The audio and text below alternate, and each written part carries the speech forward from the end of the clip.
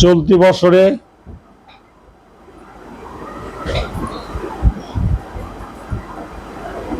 মাননীয় প্রধান উপদেষ্টা ডক্টর মোহাম্মদ ইউনূস স্যারের ব্যক্তিগত প্রেস সচিব শফিকুর রহমান সাহেব বলেছেন,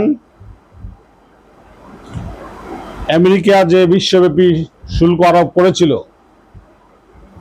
সেই শুল্কের উপরে 20% শুল্ক আরোপ কমিয়ে এনেছে। এটা অন্য কারো পক্ষেই সম্ভব হতো না, কারণ মাননীয় প্রধান উপদেষ্টা ডক্টর মোহাম্মদ ইউনূস স্যারের ফেস ভ্যালু, বিশ্বব্যাপী যে ওনার গ্রহণযোগ্যতা এবার বুঝতে পেরেছেন। বিশ্বব্যাপী বড় মাপের লিডারদের সাথে তার কত বড় ফ্রেন্ডশিপ, তার মর্যাদা কোথায়, আর বাংলাদেশের মর্যাদা কোথায় যে উঠেছে। বাংলাদেশের প্রায় অ্যানলিস্টেড তালিকাভুক্ত যদি 100-র কাছাকাছি রাজনৈতিক দল থাকে, তাদের কোনো বড় লিডারের কি সম্ভব হতো মার্কিন প্রেসিডেন্ট ডোনাল্ড ট্রাম্পের কাছে একটা চিঠি লেখা বা একটা ফোন করা যে আমাদের শুল্কের হারটা কমিয়ে দেন? কোনোদিনও সম্ভব হতো না। বরং কানে মোচড় খেত।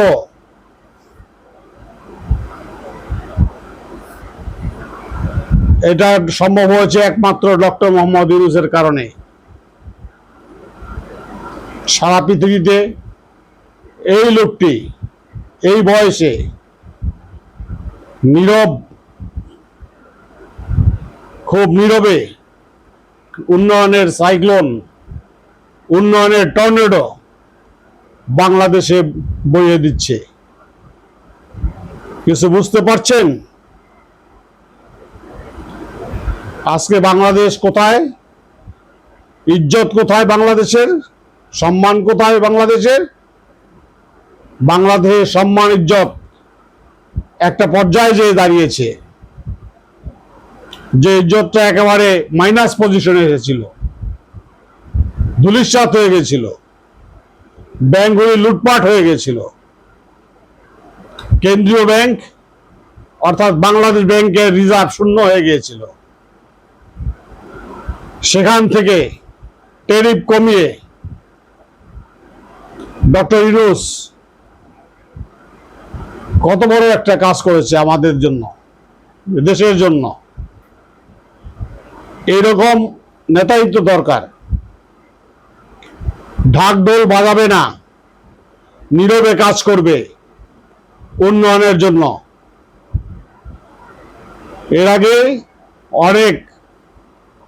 এর আগে প্রধানমন্ত্রী যা ছিলেন তারা বলেছেন যে আমরা উন্নয়নশীল দেশে উঠে গেছি। আরে মানুষ ভাত পায় না, মানুষ ভিক্ষা করে, ভিক্ষার চাল চুরি করে নিয়ে যায়, ভিক্ষার টাকা চুরি করে নিয়ে যায়, কাজ না পেয়ে। এমন প্রমাণও আছে।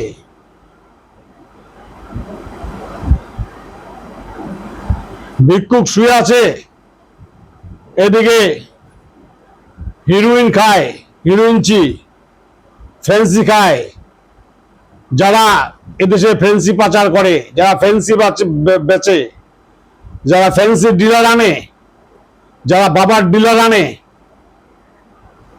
এদেশের যুব সমাজকে যারা পঙ্গু করে দিতে চায় চিরদিন, যাতে দেশ মাথা উঁচু করে দাঁড়াতে না পারে। কারণ এই যুব সমাজই তো এদেশের সবচেয়ে চালিকা শক্তি। চিন্তা করতে পারেন তাদের কি গভীর প্ল্যান। আমাদের যুবক ভাই বোনদেরকে ধ্বংস করে দিতে চায় বাবা ট্যাবলেট দিয়ে, ফেন্সি ডিল খাওয়ায়। আর ফেন্সি ডিলের ব্যবসা করে তারা তাদের কাছে কোটি কোটি টাকা হাতিয়ে নেয়, তারা কোটিপতি হয়ে যায়, থানায় যায়, পুলিশ ধরে নিয়ে যায়, আবার কোন কালো হাতের থাবায় তারা ছুটে আসে 15 দিন 1 মাস পর নাতুস নুতুস চেহারা নিয়ে তারা ফিরে আসে। একটা সভ্য দেশে এটা চলতে পারে? একটা সভ্য দেশে এটা চলা সম্ভব না। সে দেশ কোনোদিন উন্নতি হতে পারে না। যুব সমাজকে পিছনে ফেলে, যুব সমাজকে নেশাগ্রস্ত করে, যুব সমাজের জীবনী শক্তিকে নষ্ট করে, যুব সমাজের ভাইটাল ফোর্সকে ধ্বংস করে দিয়ে, চিন্তা চেতনাকে ধ্বংস করে দিয়ে সে জাতি কোনোদিন এগোতে পারে না। আমাদের মহামান্য রাষ্ট্রনায়ক ডক্টর মোহাম্মদ ইউনূস সেটা বুঝতে পেরেছে, তাই আজ বিভিন্ন দেশের সাথে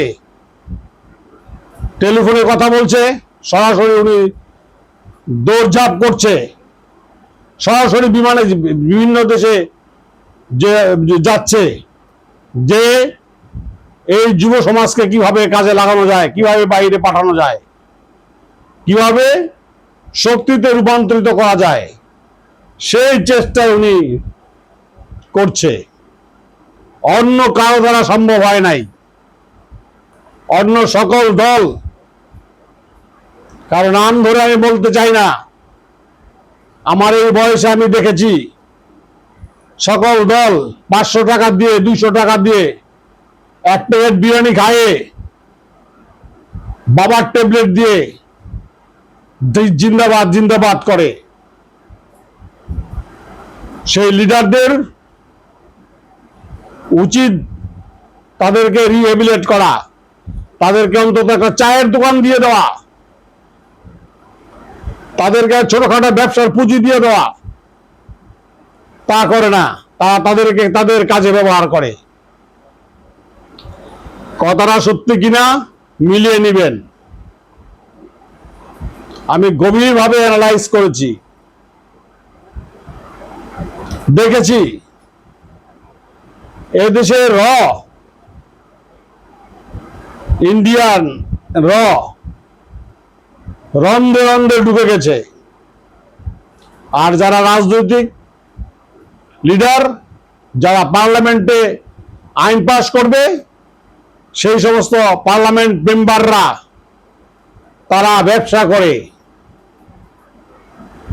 এই ব্যবসা আর করতে দেওয়া যায় না।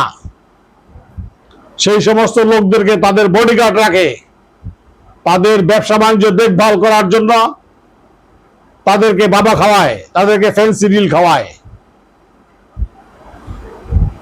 আর কিছু বলতে চাই না, আর দেওয়া যায় না সামনে।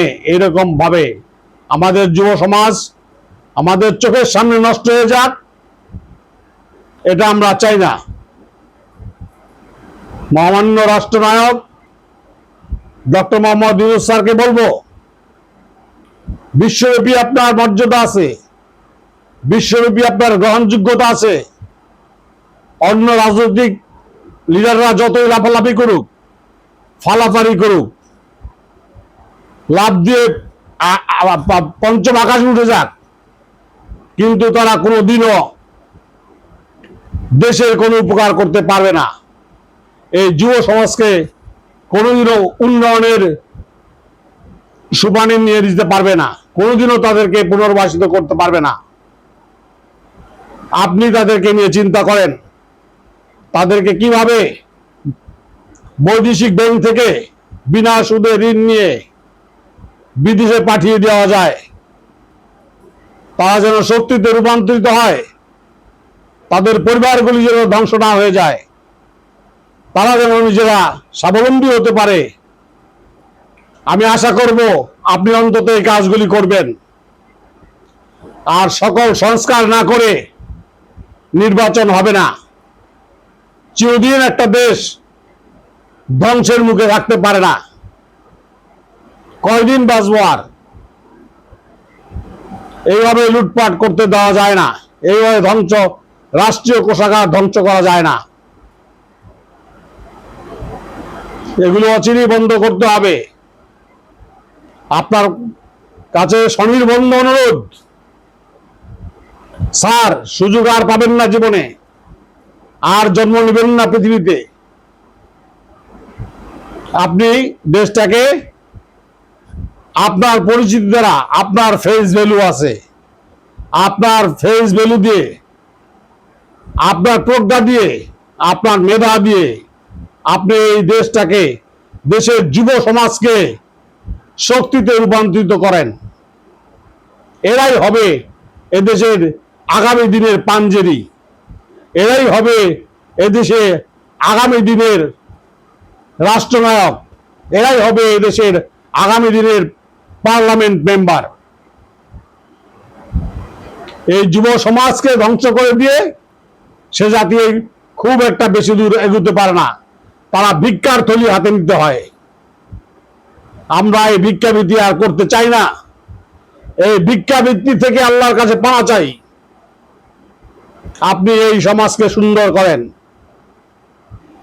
আল্লাহ আপনাকে, মহান আল্লাহ আপনাকে যে দায়িত্ব দিয়েছে, আপনি নিজে আসেন নাই, আল্লাহর পক্ষ থেকে এদেশের জনগণ আপনাকে এই দায়িত্ব সমাসীন করেছে।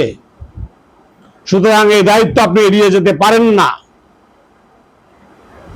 আপনি এই দায়িত্বে পূর্ণাঙ্গভাবে পালন করে তারপরে ইউনিয়ন পরিষদ থেকে আপনি নির্বাচন দিবেন, তারপরে উপজেলা পরিষদ, তারপরে পার্লামেন্ট, অর্থাৎ এমপি ইলেকশন, এমপি নির্বাচন। আর দেশের সবকিছুকে একটা একটা সীমাবদ্ধতার মধ্যে নিয়ে আসবেন।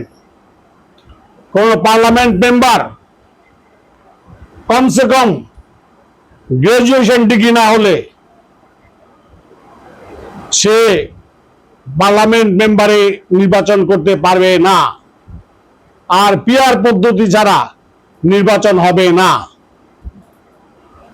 পিআর পদ্ধতি মানে সকল দলের সমান অধিকার, সকল দলের অংশগ্রহণমূলক নির্বাচনে অংশগ্রহণ, তাহলেই হবে জাতীয় সরকার। তখনই জাতি আস্তে আস্তে এগিয়ে যাবে। ইনকিলাব জিন্দাবাদ।